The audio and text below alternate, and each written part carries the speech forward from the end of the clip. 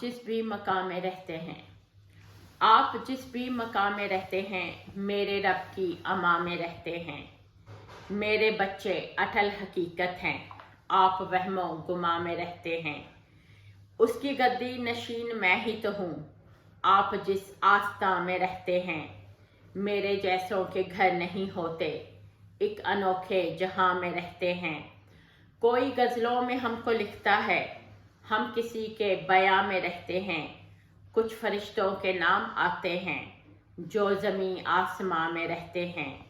जो कभी ख़त्म ही नहीं होती, हम उसी दास्तां में रहते हैं। वो झगड़ने से कैसे बाज आए, तीर जिसकी कमा में रहते हैं। आप जिस भी मकाम में रहते हैं, मेरे रब की अमा में रहते हैं।